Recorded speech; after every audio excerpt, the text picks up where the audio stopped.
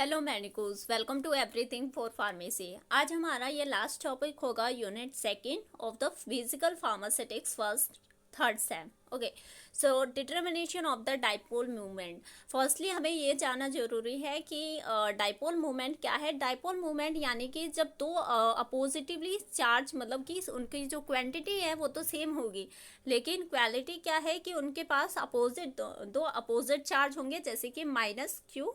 Okay, minus Q, और वो एक डिस्टेंस आर पे क्या होंगे, दोनों आपस में मतलब कि एक डिस्टेंस आर पे क्या होंगे, प्रेजेंट होंगे, प्लस क्यू।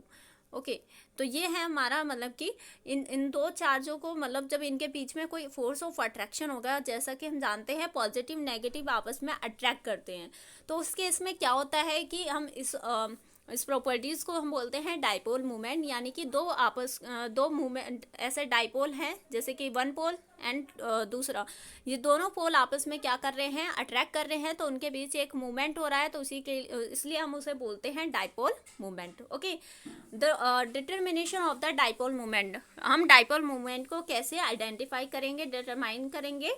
डाइपोल मूवमेंट, यहाँ पे dipole movement of a substance can be experimentally determined with the help of electric condenser. यहाँ पे हम प्रैक्टिकली, मतलब कि एक्सपेरिमेंटली हम क्या कर सकते हैं, एक इलेक्ट्रिक कंडेंसर की हेल्प से हम क्या कर सकते हैं, डाइपोल मूवमेंट फाइंड आउट कर सकते हैं किसी भी सब्सटेंस का। The parallel plates of the condenser can be charge by connecting them to a storage battery. यानी कि दो ऐसे कंडेंसर प्लेट होंगे, वो आपस में पैरेलली कनेक्ट होंगे विद द हेल्प ऑफ एक स्टोरेज बैटरी से कनेक्ट होंगे।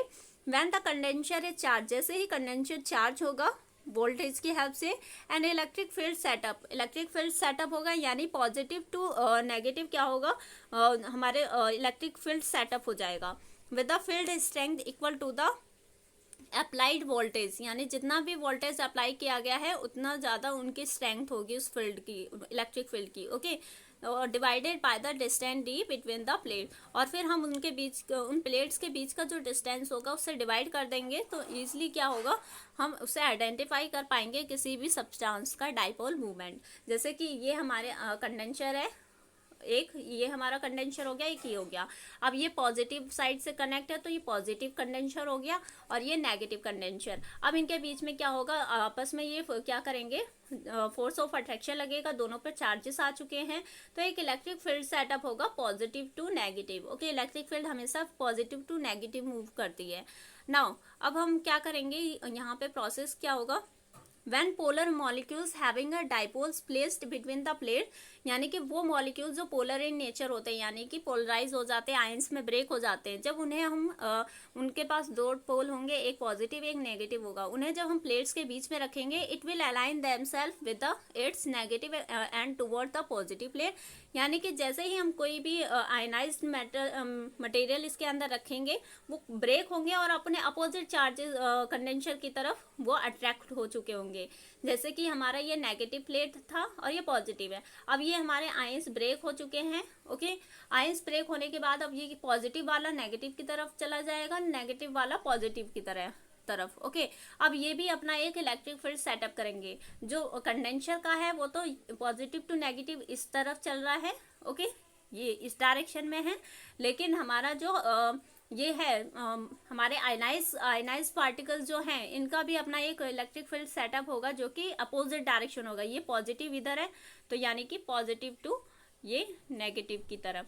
तो अब ये क्या होगा, अब ये जितना ज़्यादा काउंटर बैलेंस करेंगे एक दूसरे को, दस all the polar molecules align themselves in the electric field. This orientation of the dipole affect the electric field between the two plates. यानी कि टू प्लेट्स के बीच का जो इलेक्ट्रिक फील्ड था उसे अब ये अफेक्ट करेंगे as the field due to the dipoles ने भी अपना एक इलेक्ट्रिक फील्ड जनरेट कर लिया है, और वो अपोजिट डायरेक्शन में है, तो वो काउंटर बैलेंस करेंगे।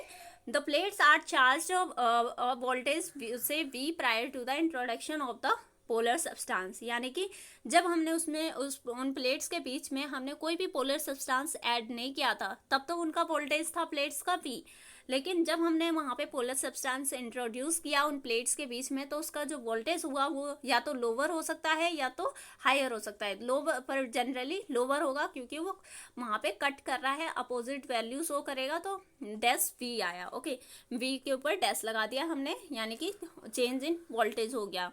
ओके अब इनके रेशियो को हम क्या कहेंगे, it is a characteristic property of a substance called the dielectric constant, इसी को हम डाइलेक्ट्रिक कांस्टेंट कहेंगे, v by v dash. Okay then multiply this with the distance between the plates give the dipole movement of that substance. अब हम dielectric constant को क्या करेंगे, multiply कर देंगे डिस्टेंस से, जितना भी उस प्लेट्स के बीच का डिस्टेंस था, ये हमारा क्या देगा, हमें डाइपोल मूवमेंट देगा किसी भी सब्सटेंस का. Voltage change depends upon the nature of the substance, और वोल्टेज में जो भी चेंज आएगा वो डिपेंड करेगा कि सब्सटेंस का नेचर कैसा है. Whose dipole is to be determined, जिसका भी डाइपोल हमें पता करना है. Thank you so much. Now our lecture has completed of unit 2. In next lecture we will start with a new unit of the physical pharmaceutic first. Thank you so much. Please share with your friends, classmates, and share more and more with your friends. Thank you so much.